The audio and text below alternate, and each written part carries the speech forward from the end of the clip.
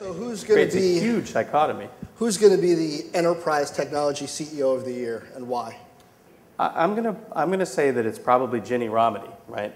Because the big issue for IBM, for customers right now is making this transition either to incredibly efficient data centers of their own, their own private clouds, or making the transition to the cloud. And what they need most there is guidance.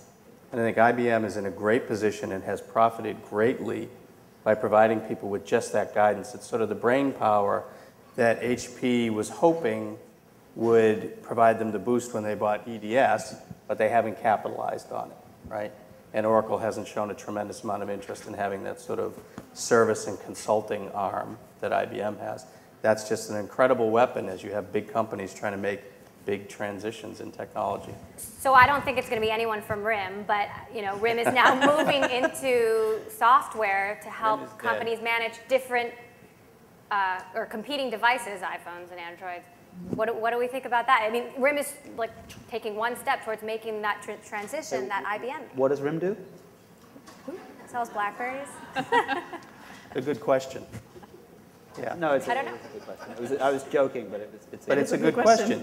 Because what it opens up is, and it's an interesting question for Apple, because Apple's invaded the enterprise from the bottom up, right? Absolutely. And Apple has a huge opportunity to help companies deal more efficiently with technology, manage mobile, secure mobile, deal with all these things. It'll be interesting to see if they pounce on that opportunity. RIM, that opportunity's gone for RIM. They got big issues. For Microsoft, though, too. So is it Steve Ballmer? Is he the enterprise I'm not going to go CEO? on. Who is it? Who is it? Somebody, give me another. We got Ginny Rometty. Who else? Who else could it be? Are we unanimous? I'm not thinking that. What about Larry Ellison? What about Michael Dell? What about John Chambers? Rough year. This is being recorded, right? Well, I mean, Dell's a great case study because they really own that mid to small market, which is going through even bigger transitions. I've been very impressed at how they've stepped away from consumer, at least managed to keep revenues stable and grow margins gangbusters.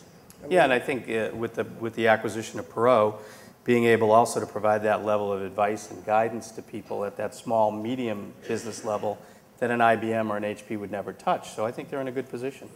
What about storage? What happens with that in 2012? I mean, clearly we're not going to stop storing stuff. Well, Who wins? There's big problems with it because of the floods in Thailand right now. I think a lot of people nobody realized that all of these computers rely on so many different parts in Thailand that are now being put together.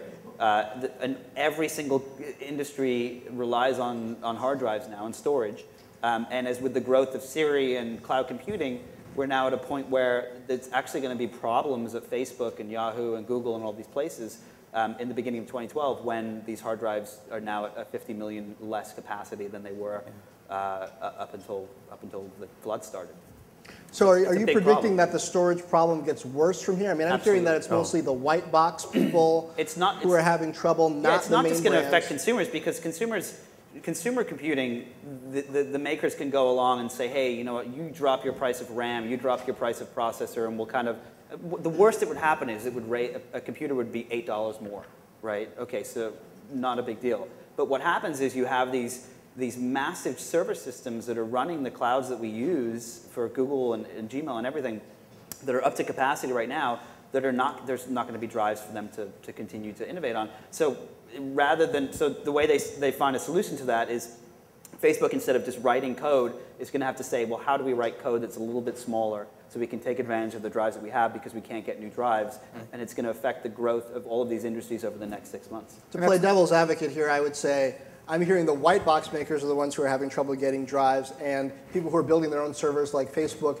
and Google are having to go to mainstream people like HP and Dell. There are still drives out there. Maybe it forces the industry more quickly into ultrabooks. There aren't still drives out there. The drives are literally, they're still out there right now. In the first quarter of next year, they will not be out there. It's going to be dropping 50 million drives. It's 35%. Good thing nobody buys computers in the first quarter. Exactly. It's also, it's not just storage either. Sony has all these cool cameras, which you can't get because they made them in Thailand, lenses, and their yeah. factory is in 9 feet of water, and they are shifting production to other countries, but it's going to take a while. So what's the follow-on effect in 2012, either in how technology companies change the way they do business because of this huge disruption, or do we just work it out in Q1 and then by Q2 it's a distant memory? I mean, that's what I would predict, similar to what happened with the earthquake in Japan, but I really don't know the extent of it. Yeah, I think we're going to work it out pretty quick. I mean, they've already got divers going underwater to get the machines so that they can renovate the machines and have them up and running as soon as possible. The solution's already in place or being built. Facebook in 2012. What's the big story beyond the IPO? I mean, everybody expects an IPO either early or late 2012, but is there some leap forward? Are we going to be surprised by what we see in the S1?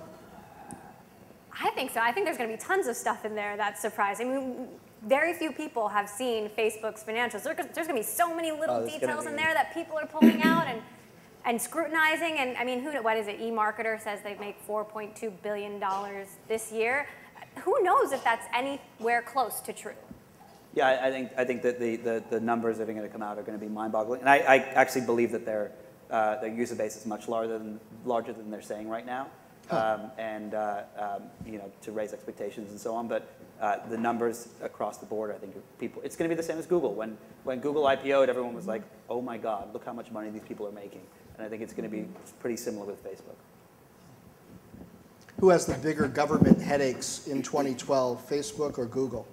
It's got to be Google, because the antitrust, investigations are already underway here and in Europe. So I think they're going to be feeling more of the heat in 2012. Well, Facebook's going to have problems when it comes to introducing new products now after what happened with the FTC yesterday. Mm-hmm. So, $16,000 fine per user. Per user, per violation. Per violation. But Mark will just apologize. 800 million people. That's a lot of money. Yuri Milner can pay that. Yeah. I think one big story for Facebook will be the degree to which everybody else on the internet is continuing to outsource more and more of their services to Facebook. And the like button was sort of the first big thing there. And it went from not existing to being everywhere.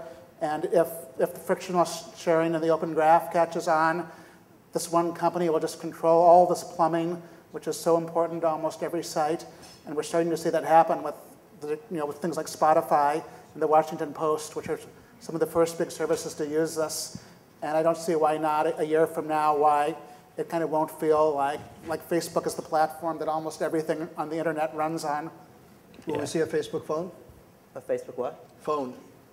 It sounds like it's a done deal in one form or another. They haven't even come out with an iPad app. Oh, they Oh, have. the iPad. They have come out. They only recently came out with an iPad app.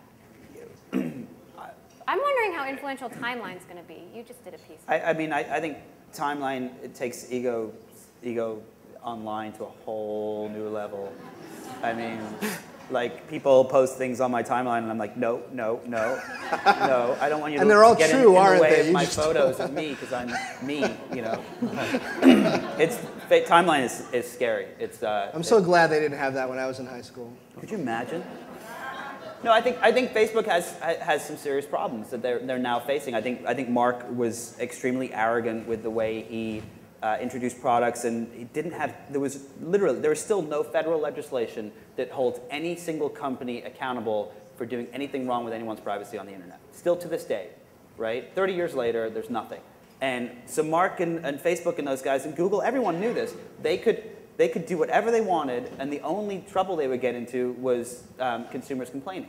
And Facebook learned very quickly that doesn't mean anything. Right. People are not going to walk away because they still want to be able to talk to their mom in Bangladesh or whatever it is, right? So finally, for the first time, literally yesterday, for the first time, they actually felt the repercussions of it. And I think it's going to be a big change for the company with the way they move forward. And yet the FTC asked us at the end of that press release to like them on Facebook. Is that true? It is true. That's great. How dare you like us?